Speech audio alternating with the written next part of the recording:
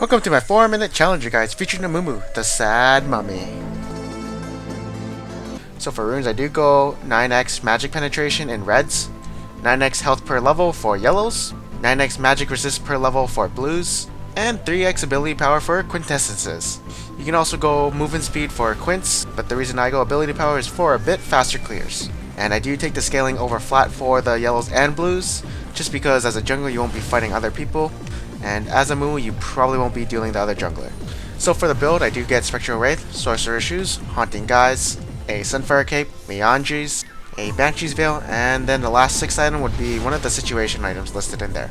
I do go Spectral Wraith over Ancient Golem because it does give you faster clears, which makes your early game better and of course gives you more damage. And as you can see, I'm going for that magic penetration burn build slash tanky, as I like to do a lot of damage while being tanky, and of course Amumu's AP ratios have been nerfed a long time ago in the past. And if you aren't doing good in the early game, I suggest you switching to a more tanky oriented build on Amumu, such as Randuin's Locket, Ninja Tabi, and Banshee's Veil.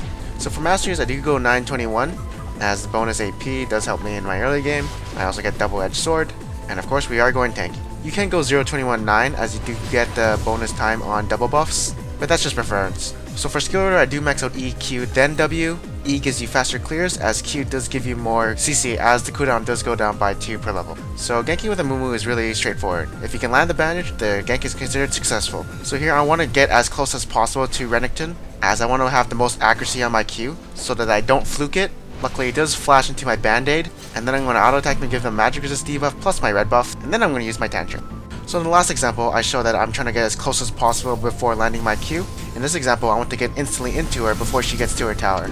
So I blow the flash, stun her, and she can't react fast enough because she wasn't expecting the flash Q. So in the next example, I want to show you how to use your ultimate in a gank. As you can see, I missed my Q. But as you can see, I want to hit as much people as I can with my ultimate, so I get into a position where I can hit both of them, and of course, all you have to do is get in range of your ultimate, so if you can do that, the gank is considered successful.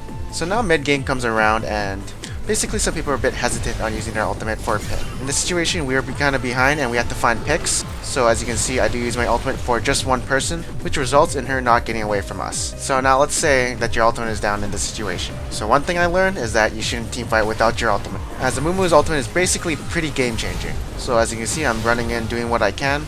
And as you can see, we are losing the team fight, but as you can see, they're grouped all around me, and if I had my ultimate, we could have probably won. So yeah, you can just wait out, not get caught, and just tell your team to wait until your ultimate is up. And basically the moral of the story is, don't fight any team fights without your ultimate.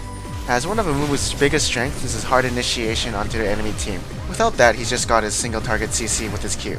So Amumu in teamfights with his ultimate this time, his goal should be to hit 2 or more people with his ultimate, so that his team can focus the enemies who are pinned down, or of course zone the enemy from getting to his carries. In most situations usually peel as Amumu, but in that situation I had to flash for those 2 kills. So this is a team fight where we do get initiated on, but of course we do get a pick before we do get initiated on.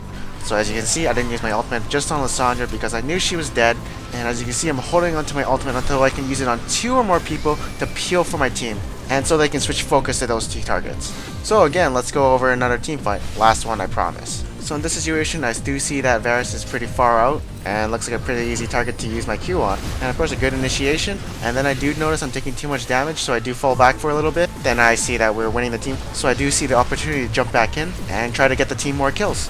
So a tip with Amumu is, if you are in a sticky situation, try and think about escape routes with Amumu, as your Q is a gap closer and brings you to a target. So as you can see, I am being focused and I'm getting pretty low on my hit point, so I find the nearest exit out, and that's the golems, and I say, see ya losers, I'm out of here.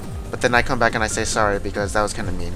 Hey, thank you for watching my 4-minute challenger guide on Amumu. Hope you guys enjoyed it. Please like and subscribe and comment. And the next challenger guide I will be doing is probably Master Yi.